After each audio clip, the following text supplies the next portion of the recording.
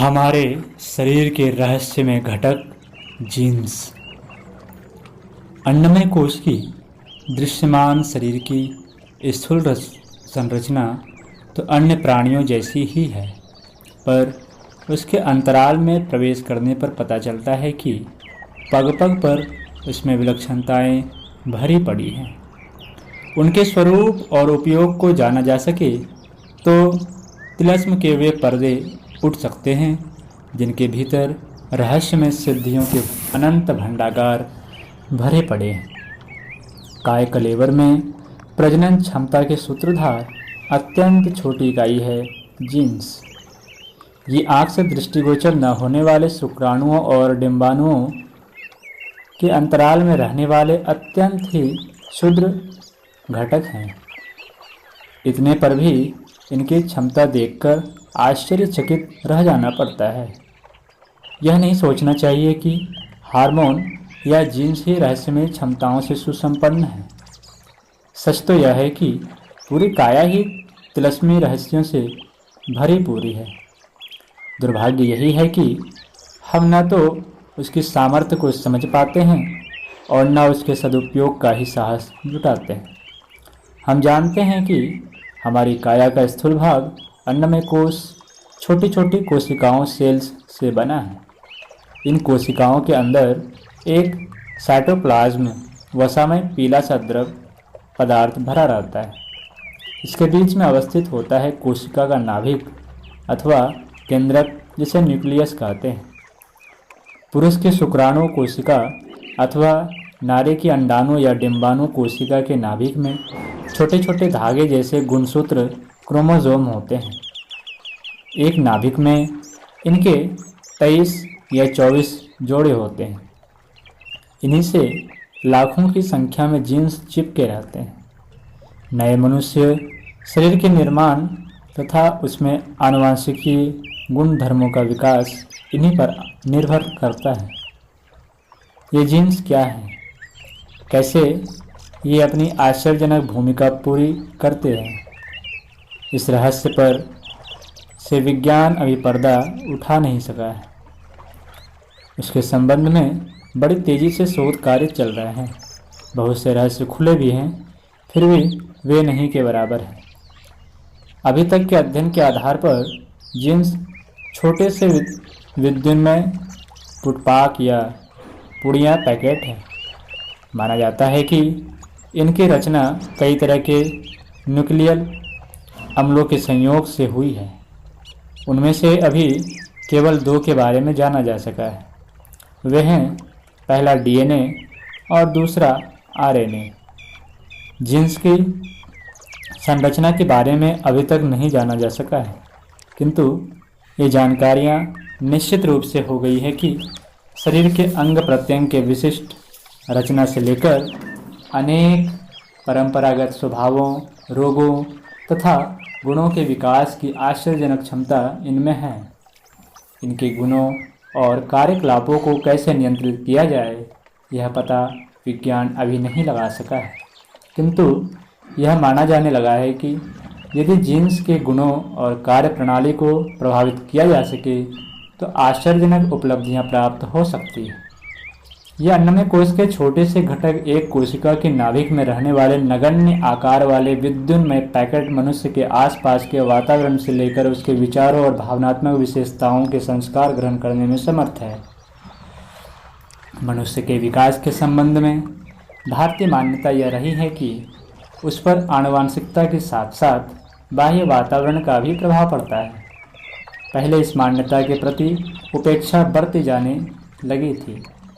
यह स्पष्ट हो गया है कि अपने वातावरण तथा अपनी चेष्टाओं द्वारा व्यक्ति जिन स्वभाव गुणों को अर्जित करता है वे वंशानुक्रम से प्राप्त नहीं होते और न ही कोई व्यक्ति उन अर्जित विशेषताओं को वंशानुक्रम द्वारा अपने बच्चों को प्रदान कर सकता है। उदाहरण के लिए, यदि एक व्यक्ति ने अनेक भाषाएं सीखी हैं तो वह उस भाषा ज्ञान को अपने बच्चों को वंशानुक्रम द्वारा नहीं दे सकता। बच्चों को भी भाषा ज्ञान के प्रचलित विधियों को ही अपनाना होगा तथा मेहनत करनी पड़ेगी। वहीं दूसरी ओर यह भी स्पष्ट हो गया है कि वंशानुक्रम का निश्चित प्रभाव संतान पर पड़ता है। वंशाणु की जेनेटिक्स का सारा ढांचा ही इसी आधार पर खड़ा है। यह सही है कि कोई भी व्यक्ति जंगली बेर के बीज बोकर उनसे गुलाब के फूलों की आशा नहीं कर सकता। गौरैया के अंडों को सहकर उनमें से मोर के बच्चे कौन निकाल सकता है? लेकिन जिन पौधों के बीज बोए जाते हैं उनसे उन्हीं जैसे पौधे आखिर क्यों उगते हैं? चूहों से चूहा और बिल्ली से बिल्ली ही क्यों पैदा होती? इसका उत्तर है आनुवांशिकता, अर्थात नियमित वंश परंपरा, जिसके कारण ही ऐसा होता है। जो वस्तु जिस वंश की होगी उसका बीज डाले जाने पर वैसा ही फल होगा। आनुवांशिकता में काम करने का ढंग भी शामिल है और चीज़ों का कद तथा रंग भी। उदाहरण के लिए बया पक्षी को बढ़िया लटकने वाला घोंसला बनाना किसी को सिखाना नहीं पड़ता है। आनुवांशिकता अपने पूर्वजों से मिलने वाली विशेषताओं का ही दूसरा नाम है। वैज्ञानिक जानते हैं कि जीवों में जो विशेषताएं होती है वे उन्हें अपने माता पिता के अत्यंत सूक्ष्म कणों के रूप में मिलती है। इन सूक्ष्म कणों को जीन कहा गया है। हमारा शरीर बहुत सी कोशिकाओं से मिलकर बना है। जीन कोशिका का ही एक भाग है। अगर किसी वटवृक्ष की शाखा को कहीं अनेक उसके अनुकूल स्थान में ले जाकर बो दिया जाए तो वह भी मूल पेड़ की तरह ही फलने फूलने लगेगी। उसकी कोशिकाओं के जीन अपने पहले के पेड़ की भांति होंगे। ठीक उसी तरह जिस प्रकार किसी स्पंज के टुकड़े में वैसे ही छिद्र होते हैं जैसे उस स्पंज में थे जिसमें से टुकड़े को तोड़ा गया है। अधिकांश पौधों और जीवों की उत्पत्ति नर और मादा से होती है। कुछ जीन नर से और कुछ मादा से मिलते हैं। झरबेरी झाड़ी के बीज गुलाब तो नहीं, लेकिन एक ऐसा पौधा अवश्य उगा सकते हैं जिसमें एक के बजाय दो तरह के फूल हों। काली बिल्ली का बच्चा एकदम सफ़ेद हो सकता है। यदि कोई पौधा या जानवर दो तरह की विशेषताओं के जीन आनुवांशिकता द्वारा प्राप्त करता है और दोनों का प्रभाव बराबर रहता है तो दोनों के मिलने से तीसरी विशेषता उत्पन्न होती। अगर लाल गाय और सफ़ेद रंग का सांड हो तो उनका बच्चा न तो सफ़ेद होगा और न लाल, वह भूरा यानी दोनों के बीच के रंग का हो सकता है। ऐसा हो जाने के नियम की वैज्ञानिक व्याख्या आनुवांशिकता के सिद्धांत के आधार पर की जाती है। जीन ही इस आनुवांशिकता के वाहक हैं और आनुवांशिकता की बुनियादी इकाई है। अभी तक किए गए परीक्षणों से यही जाना जा सका है कि व्यक्ति की शारीरिक विशेषताएं, रंग, रूप, नेत्र, त्वचा, खून का प्रकार, लंबाई, ठीकनापन आदि सभी आनुवांशिक और पितृगत होते हैं। ये शारीरिक गुण भी मात्र माता पिता से नहीं प्राप्त होते, वर्ण वे दादा, परदादा तथा अन्य पूर्वजों से क्रमशः संक्रमित होकर आते हैं। वंशानुगत गुणों में माता पिता का दाय प्रत्येक गुण में आधा होता है, यानी माँ का 1/4 और पिता का 1/4। उनके पूर्व के 4 पितरों में से प्रत्येक का दाय प्रत्येक गुण का 16वां भाग होता है, अर्थात चारों पितरों का कुल दाय 1/4 भाग होता है। शेष 1/4 और पुरानी पीढ़ियों से आते हैं। व्यक्ति के संस्कार तो उसके जन्म जन्मांतरों की संचित संपदाएं और साधन हैं, किंतु उसके उपयुक्त उपकरण अन्नमय कोश के निर्माण के घटक जीन्स, क्रोमोजोम्स का भी स्वरूप निर्धारण कितनी सूक्ष्मताओं और जटिलताओं के आधार पर होता है। यह आनुवांशिकी की आधुनिक खोजों द्वारा भी स्पष्ट होता है। भारतीय मनीषी इन सूक्ष्मताओं से परिचित थे, तभी वे सुसंतति के लिए माता पिता का चरित्रगत तपस्वी संयमी होना अनिवार्य बताते थे। इंद्रिय लिप्साओं को शांत करते रहने की कुचेष्टाओं के साथ सुसंतति की आकांक्षा करते रहना एक असंभव कल्पना मात्र है। उसके सफल होने की कदापि कोई भी संभावना नहीं है। अन्नमय कोश की इन सूक्ष्मताओं से परिचित होकर अपना जीवन क्रम उस प्रकार व्यवस्थित कर व्यक्ति न केवल सुयोग संतति के जनक जननी बनने की क्षमता से अपितु उन अनेक विशिष्ट क्षमताओं व विभूतियों से संपन्न बनता है जिनसे मनुष्य शरीर की सार्थकता और गरिमा है। अन्नमय कोश की साधना स्वयं की इन क्षमताओं के विकास का ही नाम है। आनुवंशिकता का प्रभाव बिल्कुल सीधा और स्थूल नहीं होता। उदाहरण के लिए किसी माता पिता में से दोनों को या किसी एक को टीबी रोग, क्षय रोग हो तो इसका यह अर्थ कदापि नहीं कि बच्चे को जन्म से ही टीबी हो, अपितु इसका सिर्फ यह अर्थ है कि बच्चे के शरीर में ऐसी वृत्ति या तत्परता विद्यमान है कि क्षय रोग के कीटाणु शरीर में पहुंचते ही वहां जड़ पकड़ लेंगे। इसी प्रकार मान लीजिए कि कोई बढ़ई है जो अपने काम में बड़ा दक्ष है। यह कार्य दक्षता बच्चे में जन्मजात रूप से नहीं उत्पन्न होती, अपितु यदि बच्चे को कुशल बढ़ई बनाना है तो उसे बढ़ईगिरी का काम सिखाना ही होगा। हाँ, उस बच्चे के हाथ ऐसे हो सकते हैं जिनके द्वारा कि उन औजारों का अधिक अच्छा उपयोग संभव हो जो बढ़ईगिरी के काम आते हैं। इसलिए आनुवंशिकता और पर्यावरण दोनों को समान महत्व दिया जाता है। आनुवंशिकता द्वारा अर्जित गुण नहीं प्राप्त होते। कुछ जन्मजात गुणों का आधार ही आनुवंशिकता को माना जाता है। ये जन्मजात गुण वंशानुक्रम के लक्षण कहे जाते हैं। वंशानुक्रम के लक्षण क्रोमोसोमों के आधार पर प्राप्त होते हैं। क्रोमोसोम में होते हैं जीन जो व्यक्ति के कैरेक्टरिस्टिक्स का निर्माण करते हैं, जिनका व्यवहार या आचरण से सीधा संबंध नहीं होता। जिन शरीर के उत्तक तथा अंगों के विकास को निर्देशित नियंत्रित करते हैं। इस प्रकार वे शरीर की क्रियाशीलता को भी नियंत्रित करते हैं। शरीर की ये क्रियाएं स्पष्टतः व्यवहार को भी प्रभावित करती है और उस रूप में जीन्स का संबंध व्यवहार से भी होता है।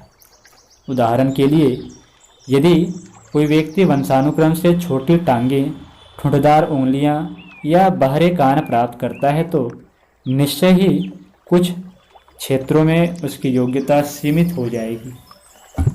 इसी प्रकार शारीरिक क्रियाओं में भाग लेने वाले हजारों रासायनिक तत्व भी जीन्स द्वारा ही निर्धारित होते हैं। जैसे दृष्टि के लिए प्रकाश संवेदी तत्व या कि रक्त के जमने में कई रासायनिक तत्व योग देते हैं। इन तत्वों की उपस्थिति सशक्तता या दुर्बलता का संबंध जीन से ही होता है। ऐसे अनेक लक्षण वंशानुक्रम से संबंधित होते हैं। वंशानुक्रम के आधारभूत घटकों जीन्स और क्रोमोसोम्स के अध्ययनों के निष्कर्ष इस तथ्य के द्योतक हैं कि अन्नमय कोश के निर्माण का सूक्ष्म आधार कितना व्यापक और जटिल होता है। पोषक भोजन मात्र से अन्नमय कोश सुदृढ़ नहीं होता। इसके विपरीत अन्नमय कोश की सुदृढ़ता ही भोजन के रस परिपाक का कारण व आधार बनती है। बढ़िया खाने पहनने की चिंता करते रहने को ही जीवन का पुरुषार्थ मान बैठने वाले अन्नमय कोश के निर्माण के आधारों से अनभिज्ञ रहकर उसे अस्त व्यस्त और दूषित विकृत बनाते रहते हैं और भावी संतति को भी इस विकृति का अभिशाप दे जाते हैं। एक जीन युग्म शरीर के किसी विशेष कैरेक्टरिस्टिक्स के विकास का निर्देश करता है। आंखें भूरी हैं या नीली, बाल घने काले हैं या हल्के स्वर्णिम अथवा लाल घुंघराले हैं या सीधे, सामान्य बाल हैं या गंजापन है, दृष्टि सामान्य है या रतौंधी ज़्यादा होने की संभावना है, श्रवण शक्ति सामान्य है या जन्मजात बहरापन है, रक्त सामान्य है या फिर हेमोफीलिया का दोष है, रंग बोध अस्पष्ट है या वर्णांधता दोष है, उंगलियों या अंगूठों की संख्या सामान्य है या कम अधिक है, किसी जोड़ में कोई उंगली छोटी बड़ी तो नहीं है, सभी अवयव सामान्य हैं या कुछ अवयव विरूप हैं, आदि सभी शारीरिक कैरेक्टरिस्टिक्स जीन युग्मों पर ही निर्भर करते हैं। फ्रांसीसी दार्शनिक मांटेन को 45 वर्ष की आयु में पथरी की बीमारी हुई। उनके पिता को यह रोग 25 वर्ष की आयु में प्रारंभ हुआ, जबकि मांटेन के जन्म के समय उनके पिता सिर्फ 21 वर्ष के थे।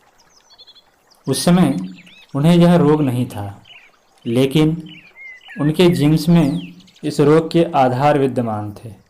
मार्टिन की पित्ताशय की पथरी की बीमारी कई पीढ़ियों से चली आ रही थी। बालकों या गैलेक्टोसीमिया रोग जीन से ही संबंधित होता है। वह जीन जब यूरिडायल ट्रांसफरेज एंजाइम नहीं बनने देता तो बच्चे दूध में रहने वाली मिठास गैलेक्टोज को पचा नहीं पाते। फलतः वह खून में जमा होती रहती है और जिगर में इकट्ठी होकर बच्चे का पेट खराब कर देती है तथा मृत्यु का भी कारण बन बैठती है। एक्रोडर्माटाइटिस एटेरिपैथिका नामक रोग का कारण भी मुख्यतः जीन्स की विकृतियां ही होती है। आँख का कैंसर रेटिनोब्लास्टिना जीन्स दोष का ही परिणाम है। जीन्स की एक्रोडोप्लामिया विकृति के कारण बच्चे अविकसित रह जाते हैं। वे जल्दी मरते हैं, बच गए तो भी वंश वृद्धि में असमर्थ होते हैं। ऐसे दोष वाली महिलाएं गर्भवती होने पर स्वयं भी प्राण रक्षा नहीं कर पाती। बच्चे की जान तो खतरे में होती ही है। राइजोबियम नामक जीवाणु की जीन को यदि धान, गेहूँ, ज्वार, बाजरा आदि फसलों की जड़ों में पलने वाले किसी जीवाणु में प्रत्यारोपित करना संभव हो तो इन फसलों के लिए अधिक उर्वरक नहीं खर्च करना पड़ेगा। भारत समेत विश्व की आनुवांशिकी प्रयोगशालाओं में इस हेतु प्रयास हो रहा है। स्थूल दृष्टि से उपेक्षणीय लगने वाले इस अन्नमय कोश के अति सूक्ष्म घटक जीन्स के साथ मनुष्य के उत्कर्ष की कितनी धाराएं, कितनी संभावनाएं जुड़ी हैं, इसे देखकर इसके रचयिता उस महान कलाकार की कलाकारी को सत सत नमन ही करते बनता है। अंतस में बार बार यही उठती है कि क्या ही अच्छा होता कि हम इन महत् शक्तियों के जागरण और उपयोग की विधि जान पाते, सीख पाते और अपना पाते।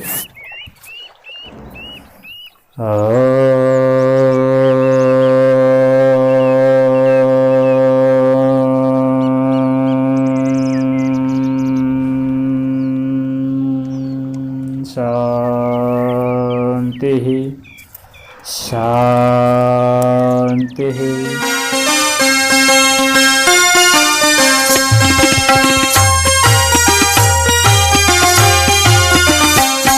चलो गुरुदेव के सपने सजाने की शपथ ले लें।